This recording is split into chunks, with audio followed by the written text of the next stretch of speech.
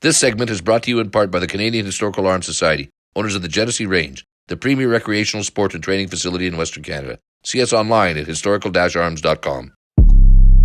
The Quiet Professional, a podcast about law enforcement, security, justice, and politics.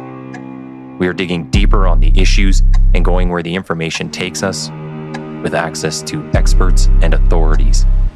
Welcome to The Quiet Professional.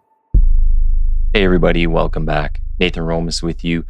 Today we are going to be talking about overcoming adversity in one's life, gaining agency, and building stability. This is a personal story from Paige Arnone. She is the founder of Firstgevity, a virtual wellness course designed to promote physical, mental, and emotional longevity for first responders. Paige's story began with a childhood full of trauma, loneliness, and pain.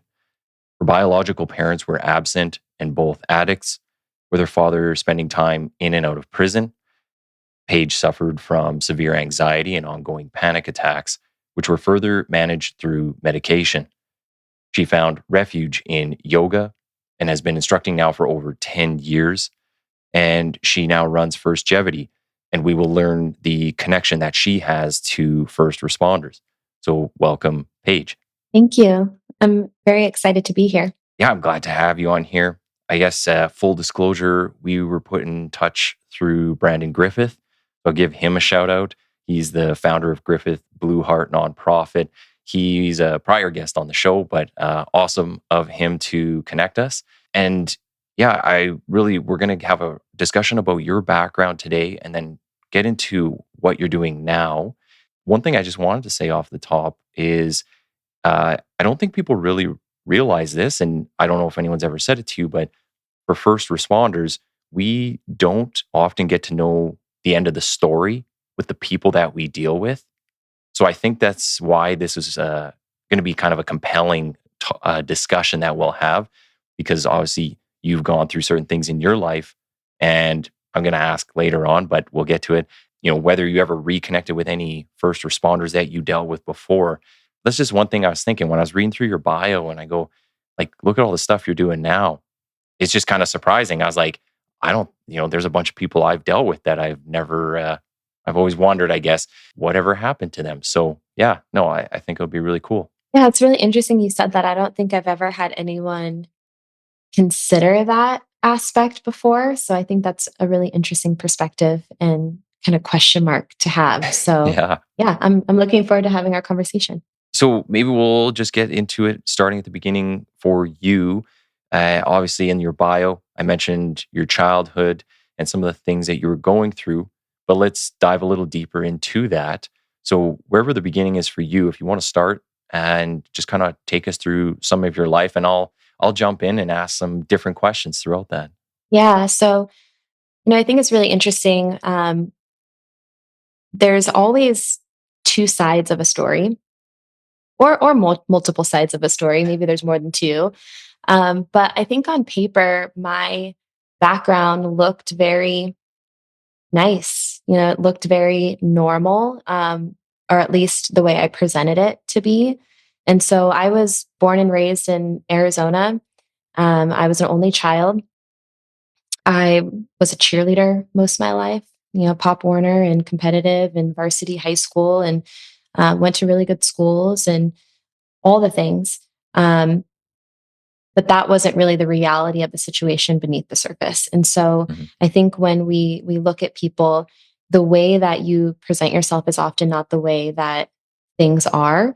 And so kind of underneath that surface of me being great and a cheerleader and all these things, I actually grew up with two drug addict parents. And they were both addicted to meth from an early age. My dad was gang affiliated, and he served a 6-year sentence for the sale of narcotics. So I grew up with an incarcerated parent for a long period of time. And what's interesting is I feel like I talk about my dad a lot, because when he got out of prison, he went straight back to using, which was really challenging for me because I spent 6 years of my life, with prison calls and prison letters and prison visits, and I just desperately waited for him to get out because in my mind, when he got out, he was going to be the perfect dad. And when he did get out, that was not the reality. He went straight back to using, and he was very abusive physically, verbally. So domestic violence and a lot of police presence because of that. But I don't talk about my mom a lot. And I actually was thinking about this recently because I was like, why? Like, why is it always like this attention on my dad? And I think that maybe to a certain extent, the mom part of it was a little bit more painful. Okay. And she basically, her and my stepdad met when I was 3. They divorced when I was 8. And I lived with her for about a year. And during that time, there was a lot of drug use, a lot of neglect. She would leave me for days at a time and not come back. And I didn't know where she was. And I was always scared alone. And then one day she decided she didn't want to be a mom anymore. So she packed me up and she dropped me off at my ex stepdad's house.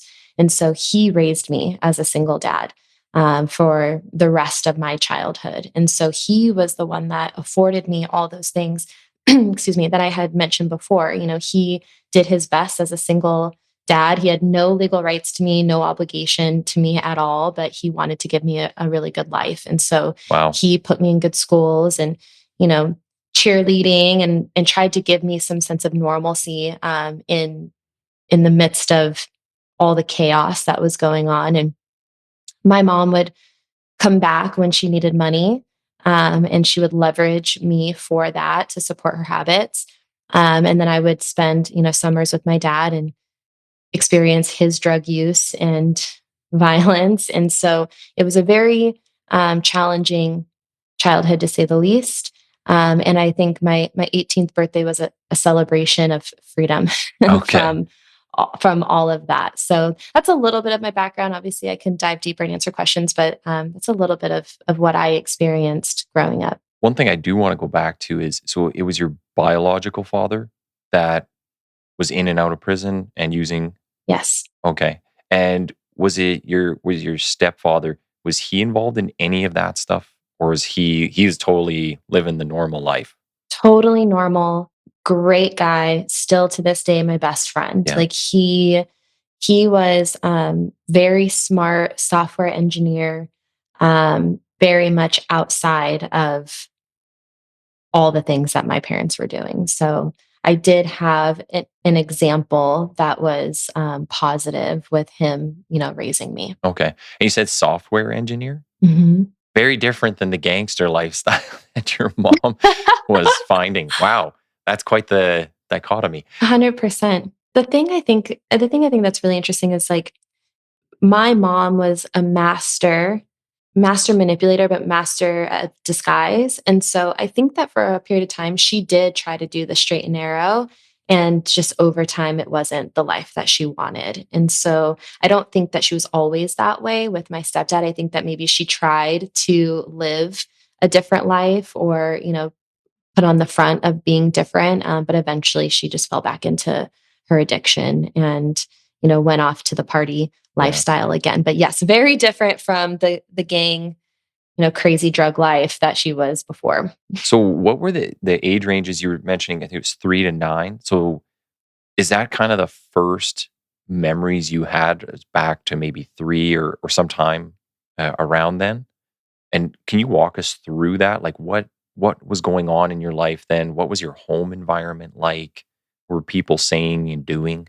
Yeah. So it's really interesting. And I've learned through therapy that a lot of times your brain like will kind of cut out things to protect you.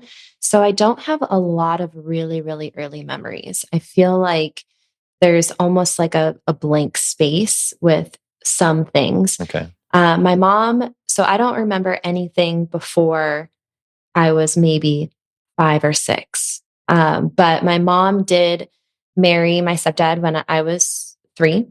Then they were together until I was 8. My dad went to prison when I was 5 or 6. So I think that's when I started to have those memories of what was going on because I do very vividly remember my dad going to prison.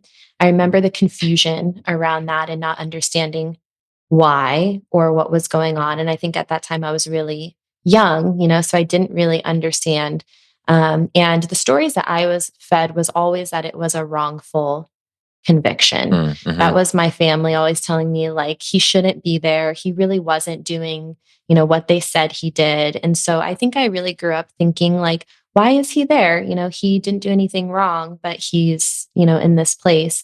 I do have vivid memories of the prison visits. I think that sticks in my head a lot because I think as a young kid, it is a very different environment to go into. And Yeah. I remember like showing up one time with my grandparents because they would take me there. And I was a kid and my shorts were too short and they like denied me. They said I had to leave. And we had driven all the way there to see my dad. And I was so excited to see my dad. And we had to go and find a store to find longer shorts. And I was so confused. I didn't understand why, and now I understand like the environment. They want to make sure that, children aren't wearing, little shorts and things like that. But I do remember the prison visits. I do remember the calls. I do remember the friction of my dad and me having a new stepdad, my dad not being there. And I, for a period of time, had started to call my stepdad dad. And I remember like a collect call that didn't go very well, my dad saying that's not my dad. So, but I also remember as a kid, not really wanting to share those things with other people. And so compartmentalizing a little bit, between like my real life and my like school and friend life. I didn't want people to know those things. And so that really wasn't something that I shared. So you didn't have friends over type thing, or my dad's works out of town type stories? Yeah, I mean, I had a stepdad at, a really young age. So I think it appeared that I had this family unit. I had my stepdad and my mom in the house together. And as far as we know at that time, she wasn't off doing anything until, right around the divorce time when she started kind of partying. But I think on the surface, I mean, we lived in a nice neighborhood and I lived with my stepdad and my mom, so I think it was a little bit easier to kind of hide that part. And, because I don't want to be the kid on the block with a dad in prison, and so I think that from a really young age, I learned to kind of hide those things from other people, maybe a little bit of embarrassment. Yeah. When you talk about the phone calls or the visits, what would you talk about with your father? And especially being that young, like, do you remember what he would say to you or things that maybe you would ask when he was in there? That's a great question. A few things that kind of pop out. One thing, my dad was an incredible artist. So I remember everything that he would send me. He would always send me gifts, and it would be sketches or drawings of some sort, letters. He made me like a jewelry box by hand. Like he was an incredible artist. So I do remember the gifts and the letters, and it was always just love. Like I remember him just always trying to be positive when we would talk. And I remember him always telling me how much he missed me and loved me. Oh my gosh, you're going to make me cry. I was not expecting that. The prison visits, I think it was the same. It was like, there was always like a question of like, when are you getting out? And there was never an answer to that. Like we never knew, because we knew he was sentenced to 6 years, but we didn't know, would he get out early? There was always, the opportunity for, early parole possibly. So there was always these questions of like, when is it going to happen? And we didn't know. But I do think that he tried his best to keep those visits really positive and full of love as much as possible. So I think that is the one thing that sticks out to me is the conversations were that. And I think that that's what made it harder for me when he did get out and he was eventually released and on parole, and how he went straight back to it. Because like I had, I think, given my hopes up that like he was going to be this dad that I always needed and wanted him to be. And then he wasn't that. Well, you've been holding on all this time, right? Yes. And then now here's the day and it's just right off the deep end again. Yes. And I think that I attached a lot of my self-worth to that. And even with my mom, it was like I wasn't enough for them to choose me. Mm. You know, they chose drugs and this lifestyle over me, and therefore I must not be good enough. And so I think that that really sent me down the path of struggling with self-worth for a long time, and always trying to become a version of what I thought other people could love. And it wasn't just like with my parents. This was something that I struggled with a lot for many years, is like, you know, maybe if I was this way, like smarter or funnier or more athletic, you know, trying to be this chameleon and conform to what I thought other people would like or love. And so I do think that that challenged my self-worth a lot when he got out and he went straight back to that lifestyle. So you're not only adding like the normal social pressures, and I say normal because just a lot of people experience those, but like, yeah, you're saying, you know, am I supposed to be the funny person? Am I the, I don't know, this type of, you know, am I fulfilling this type of character out there? That's the outward, but then you also have all the stuff behind the scenes that, well, from what you're saying, like nobody else knows about. So there's nobody to share that burden with. There's nobody to talk about anything with. What about the rest of your family? Was anyone else around? Because you're born and raised in Arizona. So is the rest of your family around? Are they helping out at all? A great question. So I am an only child, and was raised by my stepdad. My stepdad's family, my grandparents were from Nebraska, but they eventually moved to Arizona. So I was around my stepdad's family a lot. But I always internally, and this was not from them at all, I think I always just kind of felt like I didn't quite belong, even though like they treated me like I was their own. My dad's side of the family, however, they were not helpful. Okay. They were, so they were extremely religious, which is not like, this is not a judgment on religion. But the way that they viewed me was as a sinner, because I was the daughter of my father. And so I was the black sheep of my family. They always treated me very poorly. They weren't very supportive of me. And I think that was, I mean, obviously that was also very challenging, because I don't think it was like, hey, like we recognize that you are a child that is going through a painful, hard time. Like we want to be there for you. It was almost like judgment of like, Yeah, you didn't have a choice. yeah. And it was judgment of like, oh, well, you're your dad's daughter, and so therefore you must be like him. And if you want to be around us, then you have to stop doing the things that you're doing. And I wasn't even doing anything at that time. So yeah, it was challenging, because I was also getting judgment, and I wasn't treated very well from my dad's side of the family. Outside of my grandparents were amazing, and they just wanted everyone to get along. But as far as like uncles, cousins, extended family, they weren't the nicest to me. And I think that everyone expected me to end up like my parents. That was always like something that was very obvious to me, that there wasn't any like hope for me to become something better. It was always just like, you're probably going to end up just like them. Yeah. What about your mom's side? She wasn't very close with them. I had some cousins, like growing up, that would babysit, that I was close to, but my mom comes from a household of abuse. Okay. Her dad was very abusive. So I think she went through her own personal traumas that I would imagine contributed to the lifestyle that she chose.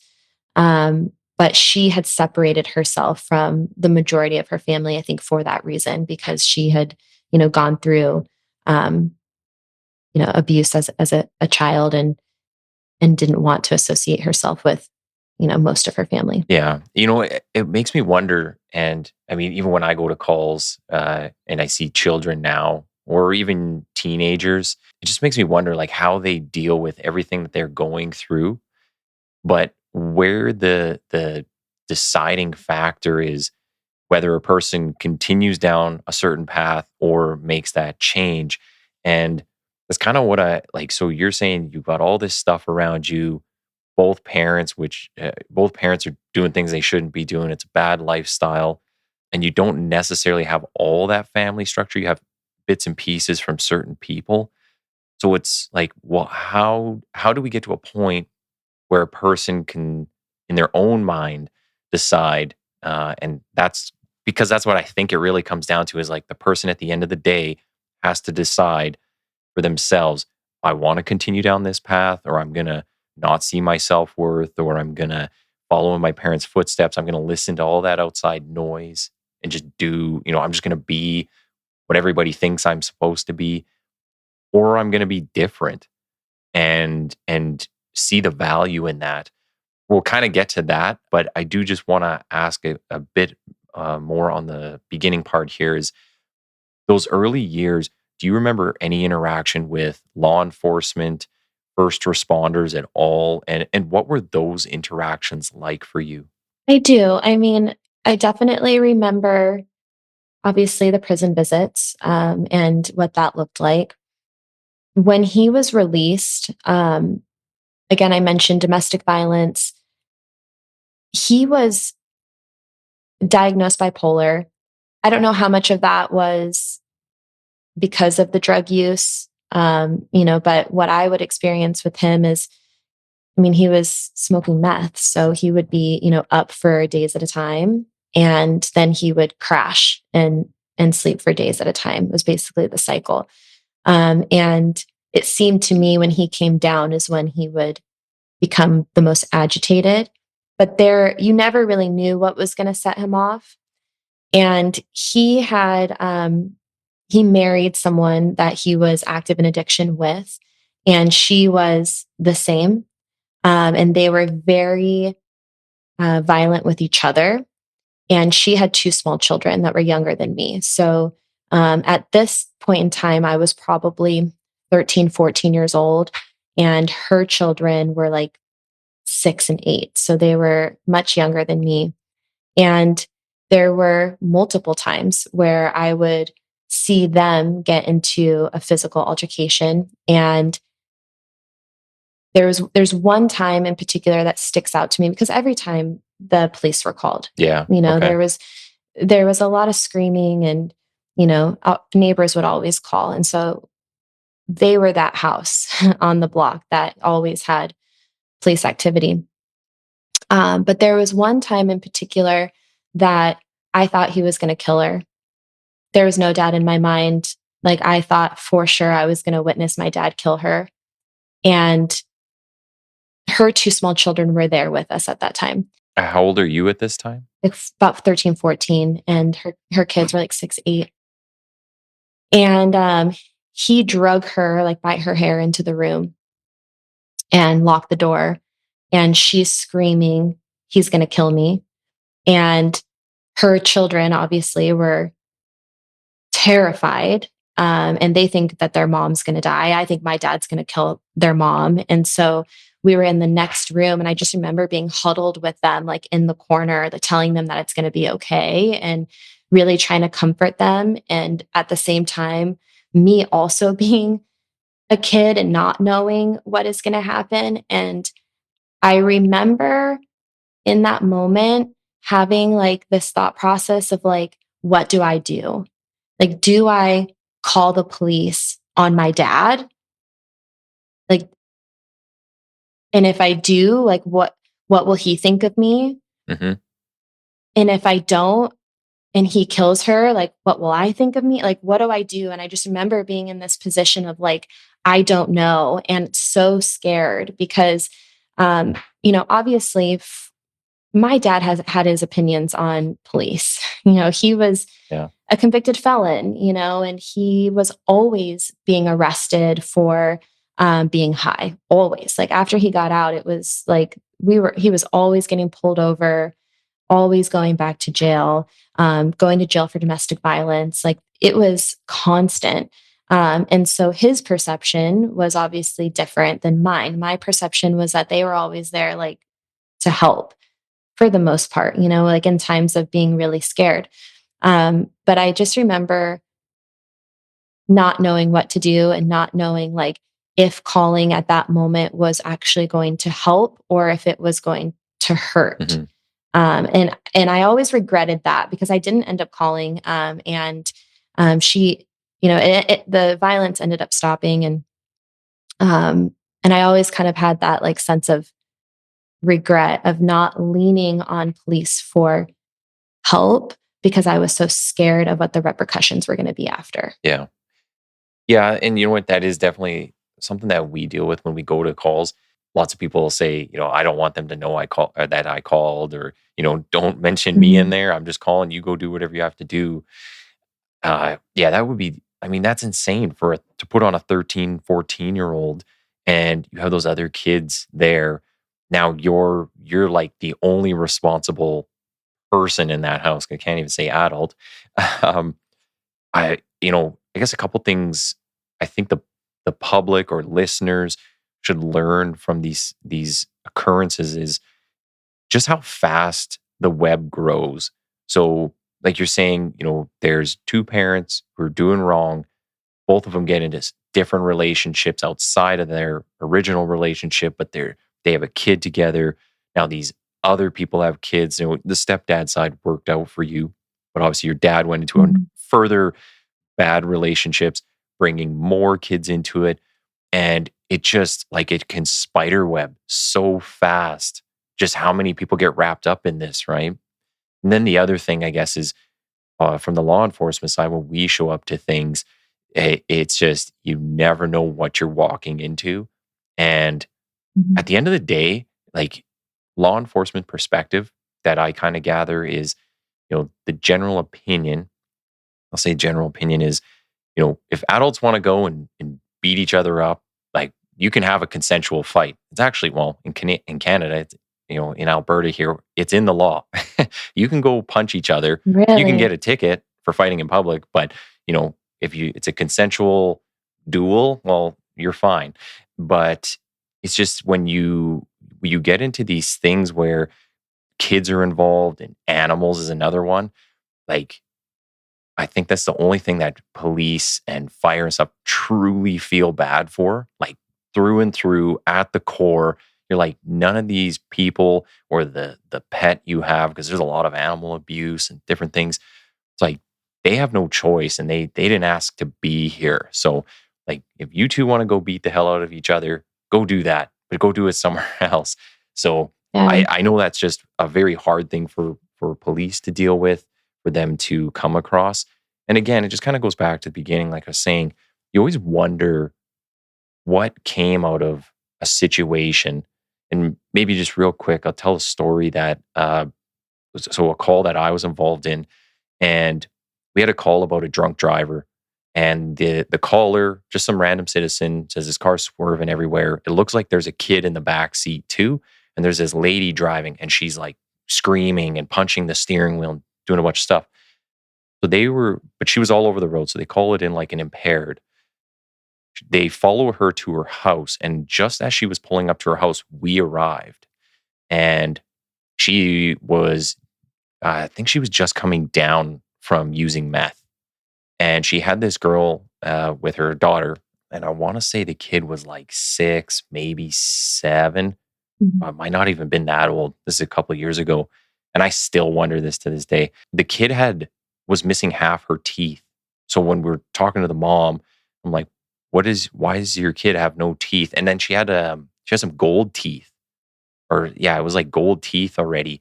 Like, how does a kid this young have that kind of dental work? Mhm. And when I start looking at what's in the kitchen, and the mom ended up getting the kid a popsicle to eat while we're there dealing with things, all she fed the kid was sugar. That's it. Just popsicles and cheap cereal. So this kid had, when we ended up talking to like child family services, they go, well, yeah, this kid's been involved with us a bunch. Mom spends all her money on the drugs, doesn't feed the kid properly. Kid had to lose all of her teeth because they were rotting. I was like, that's insane. Just by 6 Yeah. or 7. And you know, talking about like I still wonder to this day, what happened to that kid, right? Like where are they now? So you never really see the end story. So it's just something I was kind of sharing there. But for your own story, so you're 13, you're in your teen years, you're still involved with your father, and where do your parents kind of go from there? So, you have this intense, insane experience. How do you kind of get out of this stuff? Yeah, so and I can kind of give like a little like fast forward of everything. So my mom ended up so I told you she would come back, every once in a while to leverage what she needed. The other thing that she would do is she would get a new boyfriend and then she wanted to look like a good mom. So she would kind of pluck me out of my stepdad's house and then I Uh, would live with her for a short period of time before they broke up and then I'd move back with my stepdad. So um, there wasn't always stability and my stepdad didn't have a choice. He didn't have any legal rights over me. So she would come back and she would either say, if you don't give me money, I'm going to take Paige away. Or she would say, I'm taking Paige because I got a new boyfriend and we're going to go move here. And she would just kind of take me. I lived with my mom for a year when I was in high school. She had a new boyfriend and then I lived with her for a year after that. And I can relate to the story that you said, even being a teenager. I remember like in that place I lived with my mom, like she was really never around, but we had a mattress on the floor. I didn't have any like furniture there. We didn't have any couches. My snacks after school would be like Taco Bell hot sauce packets mm, because we had no food. And my stepdad did his best to like come sometimes on the weekends and go grocery shopping or take me like shopping for clothes. Um, and then like we eventually got evicted because of course she's not paying, the bills and I moved back in with my stepdad. And as I mentioned before, like my, I should also say my dad ended up, with like the 0809 crash, my grandparents moved to Texas and they're like, you can't come with us unless you get clean. So he ended up homeless on the streets for a period of time, using, with his dog. And, kind of as I mentioned before, my 18th birthday really was this like day of freedom.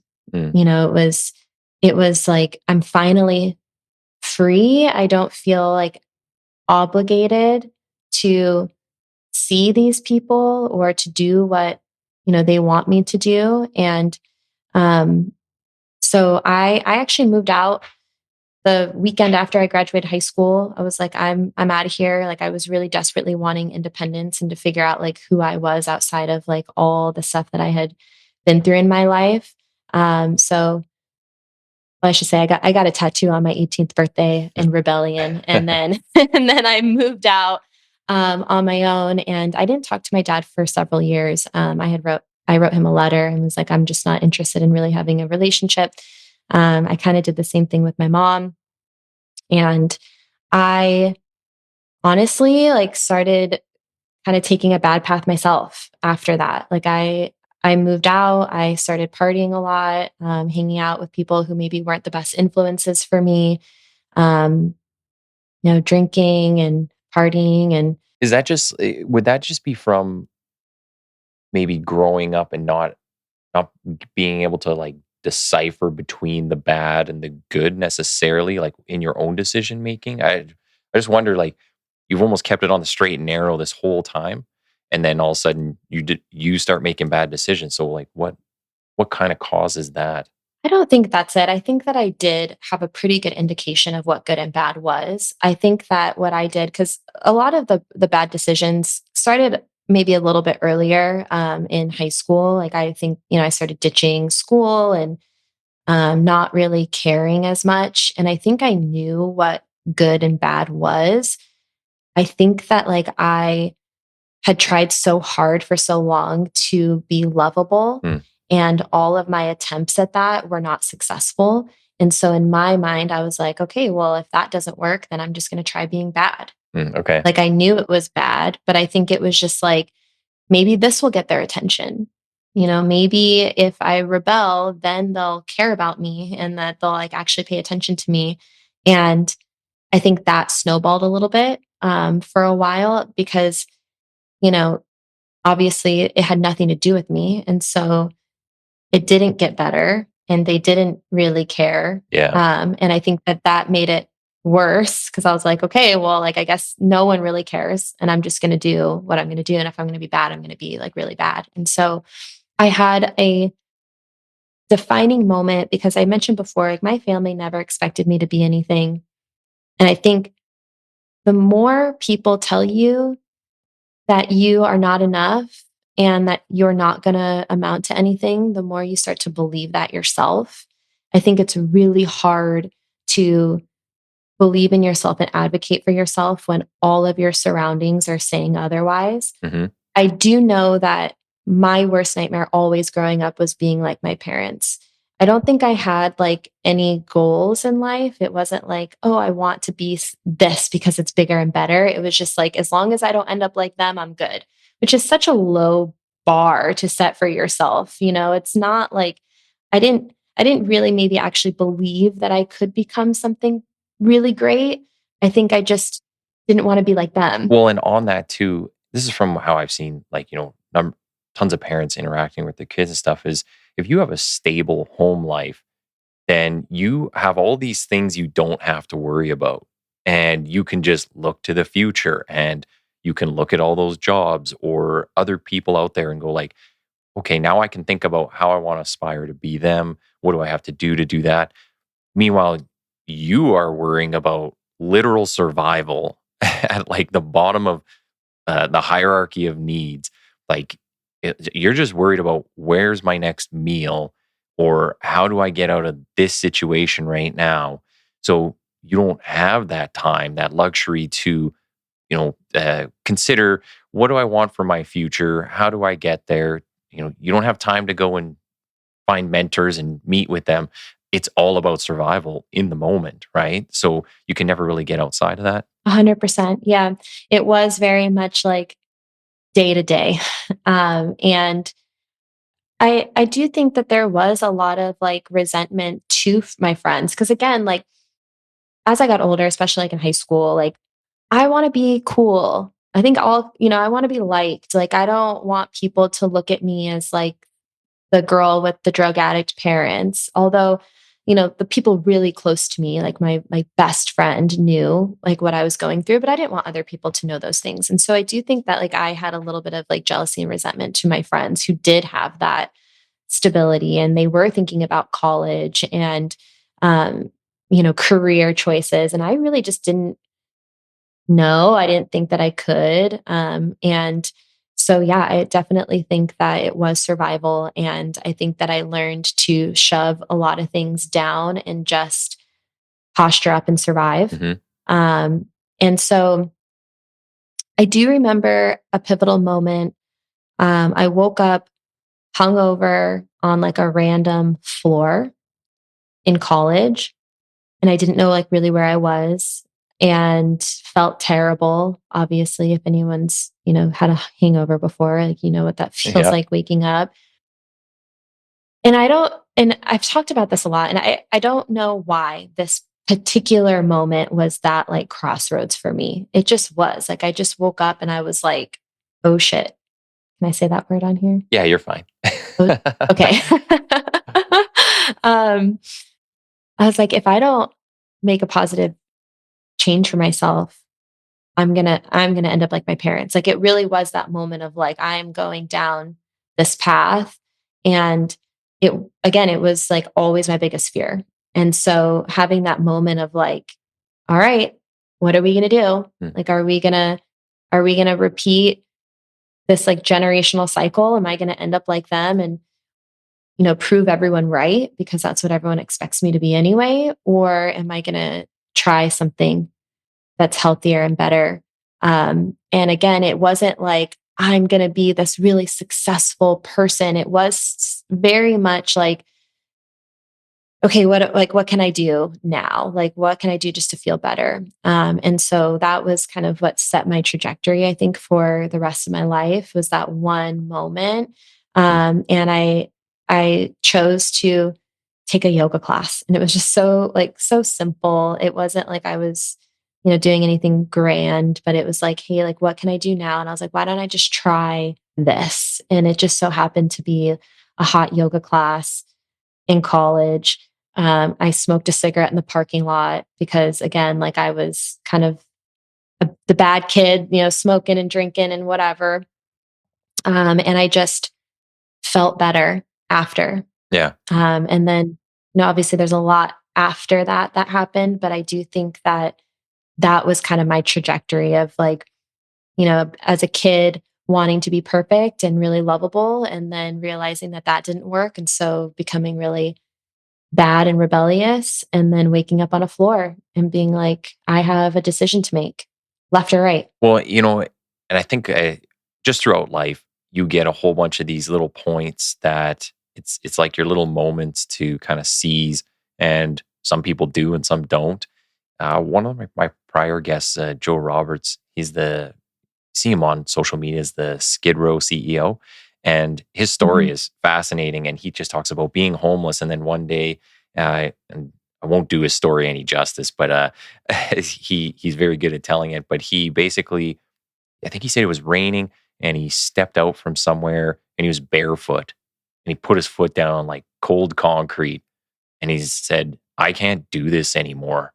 And from then on, I mean, he's just been on this wild path. Like he's been doing awesome. And it just, it's like, how do you get people to realize, like, here's your moment, now do something with it? And it always comes back to agency. It always comes back to like the person themselves has to make the choice for their own well-being and their own future.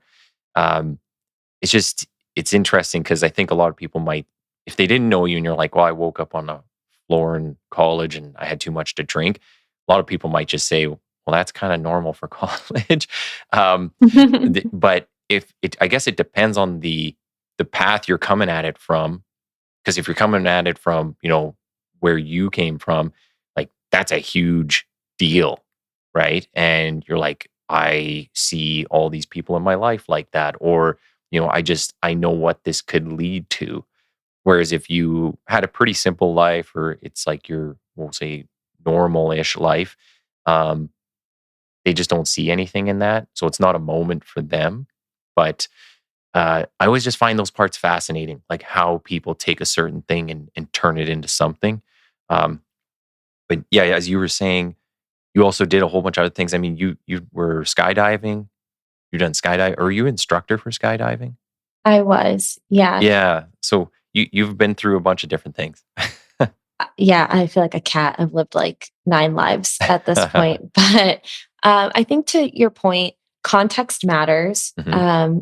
Your decisions and your actions are based on preconditioning and previous experiences, and so I think the context matters a lot.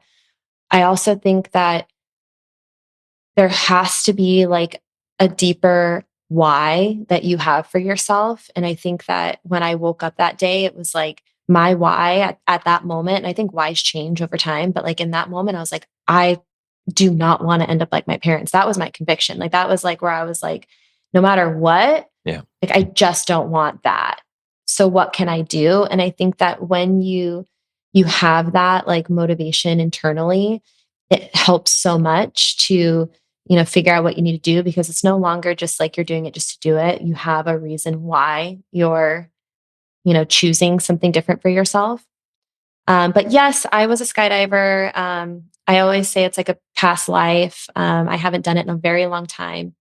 But when I was 19, I moved to the middle of nowhere. If anyone knows where Eloy, Arizona is, it is quite literally in the middle of nowhere. I moved there and I lived on the drop zone, and I skydived full time for several years. And I was really successful at it. I think, I became an instructor, and I was organizing jumps, and I was doing more advanced skydiving.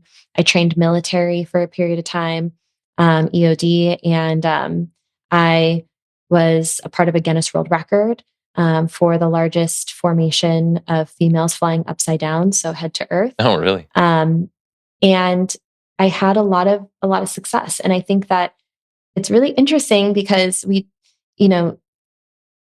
talk about avoiding and escaping and numbing a lot in wellness, right? It's like that's kind of like the easy way out. tackling your stuff head on and like making a change is harder than avoiding it.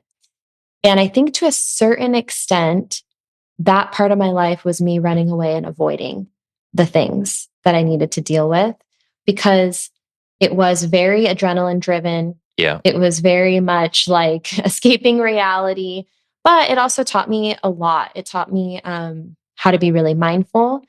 It taught me a lot of mental training because you had to be calm under pressure.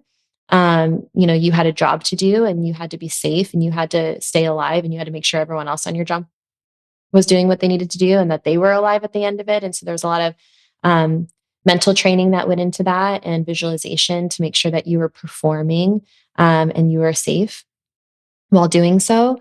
But I think even though that was a really, really cool time in my life, and I am really proud of a lot of the accomplishments, there was another moment there where, because that was also an environment of partying.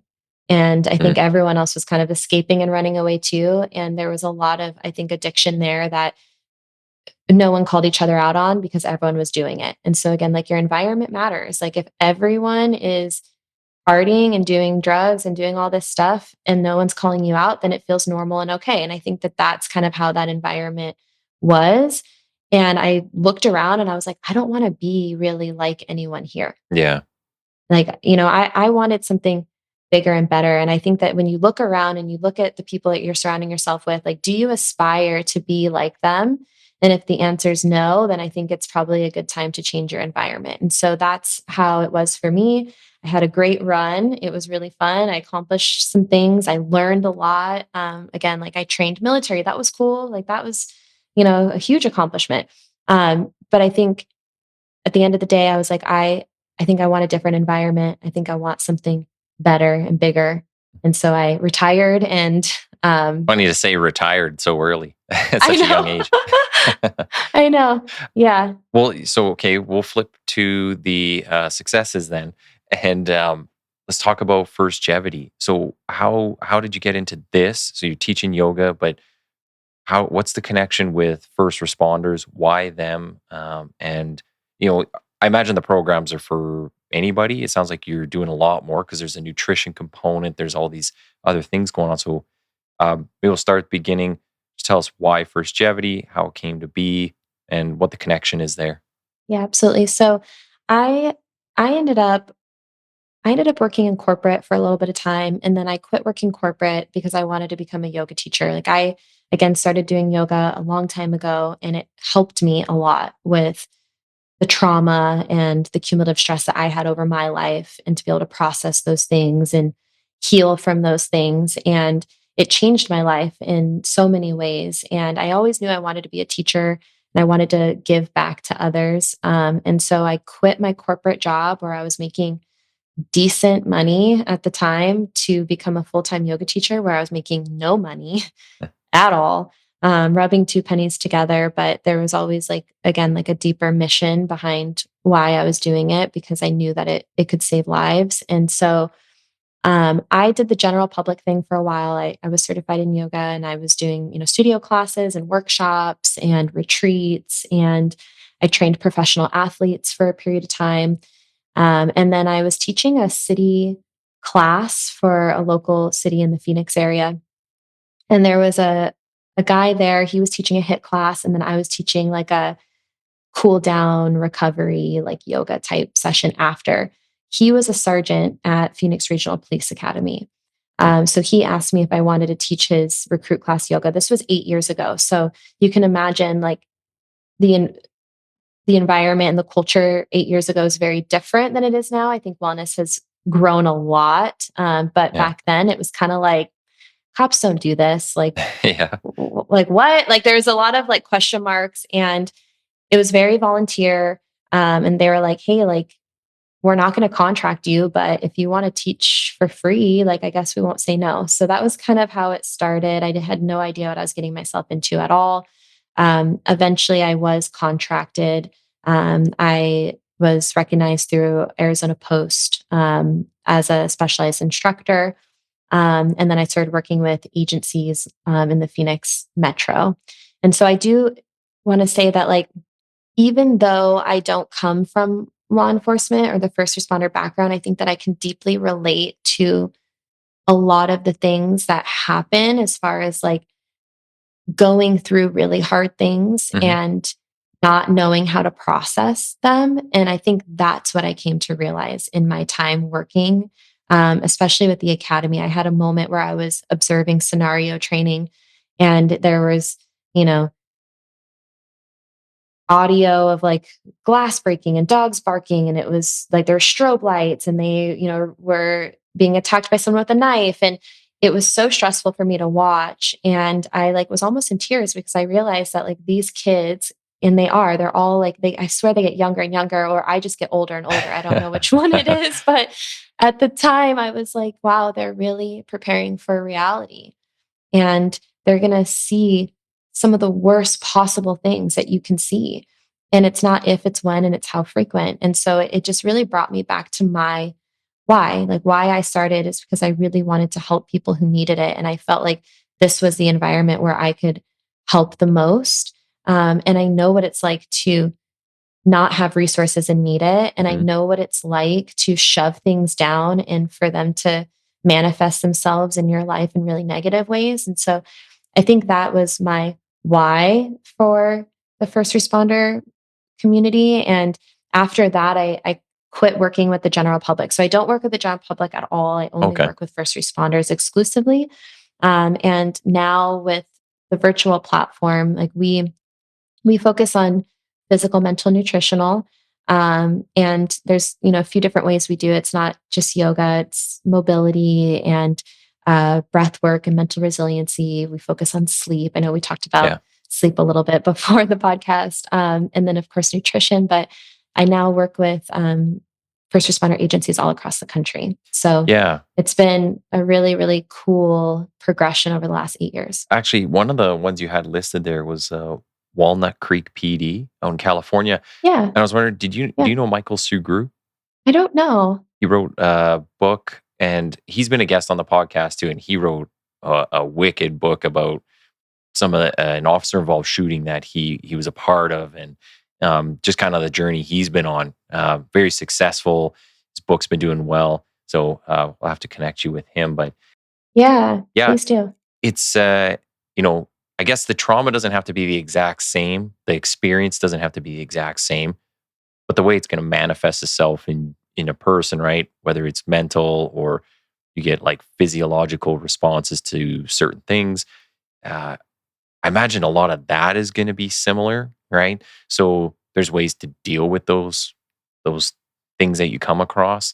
So yeah, I mean, and for I guess you're not law enforcement, but you were at the calls, so you've gone through the same things that those officers have. Because even them coming to the call, they're not in the situation the whole time, but maybe you're the fifth one of those type of calls they went to that day. And then that's, Right. number 15 for the week. That's 50 for the month. Like that stuff stacks up, and it really, it really starts to take a toll on somebody, right? And you do that for years. They can get into bad coping mechanisms or seeking out adrenaline. Um, One of the things that we've even talked about in our service where people will basically seek out riskier opportunities, go out there and get that adrenaline, but then they go and drink or do other things off duties that they shouldn't be doing, right? So yeah, people deal with things in a lot of bad ways, but I think you can help them. Certainly, you've been doing a good job of it. Are you working just in the US, or do you have people outside of there, especially with the virtual platform? So I'm only in the US right now, but that's just by nature, I guess. That's not by like limitation. Like I can go across the world, Hmm. but right now I'm currently in the US. But yeah, I think to your point, you need resources to be able to process the things. And the challenge is, and if we say it at a very, very simple form, it's the challenge is, sustained levels of cortisol for a long time, right? And we know what that does. That leads to mental health issues, depression, suicidal ideations, It can lead to weight gain, suppressed immune system. And so what we want to do is regulate the nervous system as much as we can. And there's a lot of different ways that you can do that. You can do that through breathing techniques, mindfulness. You can do that through physical activity. But really, at like the very simplest term, the goal is to regulate your nervous system as much as you can. So we can do that proactively and reactively, and that's going to have a really positive impact. So that's what we try to do with the program, is give you guys like short and effective things that are like not long, because you're so busy. It's so hard to fit stuff in. So if I can give you like a 5-minute thing that is effective and you can do that consistently, then that's going to be better than giving you a 1-hour thing that you can't do consistently because you're busy or whatever. So that's kind of like our wheelhouse. But yeah, we work with agencies across the country. I'm open to working across the world, but just haven't done that quite yet. Haven't crossed the borders yet. I just imagine North America alone, but in the US, even that's just one country, but you will never run out of business because the world's just getting crazier. More police officers obviously are looking into this stuff, the wellness aspect of it.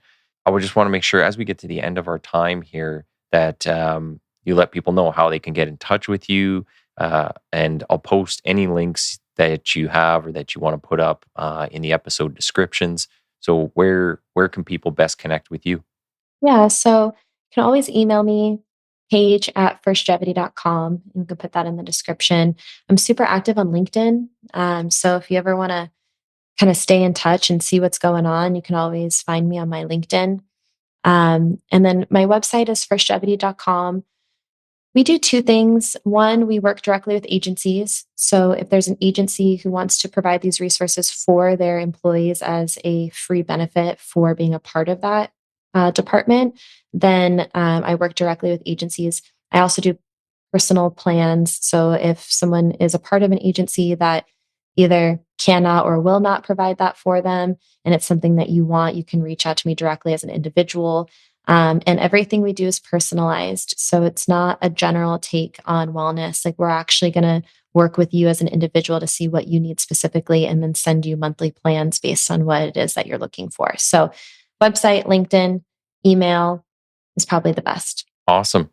I want to say thanks for coming on the show today. And we'll have to get you back on and get an update of how things are going. And once you're starting to teach over around the world and keep expanding. So great stuff. And thank you for sharing your personal story, because I think that'll resonate with a lot of people as well. Things that both law enforcement go through, or even civilians that listen to this, and maybe they can reach out for help where appropriate, or through whatever means that they need. So yeah, I appreciate you sharing that. Yeah, I appreciate your time. I feel like it went by so fast. I don't know if the listeners felt that way, but I feel like I blinked and it was an hour. Yeah, I mean, just like a final note, like if anyone's listening to this and they need resources, regardless if they're mine or someone else's, you are not broken and you have the power to change your life. And so I just hope that anyone who's listening has that moment that we talked about before, that like crossroads of like, I'm gonna take control over my wellness, and I'm gonna choose a healthier path for myself, because you do have the ability to do that, and you're not broken and you're not alone. So thank you for your time, and thank you to all the listeners out there who maybe made it this far. Great. Thank you. Hey, everyone. Thanks for listening in and following along with the discussions. Be sure to click the follow or subscribe button on your respective listening platform. Also, check out the Quiet Professional on X and Instagram under TQP780. And most importantly, please share where you can. Everyone has a part to play in getting these education and information pieces out there, so pass it along. Thanks again.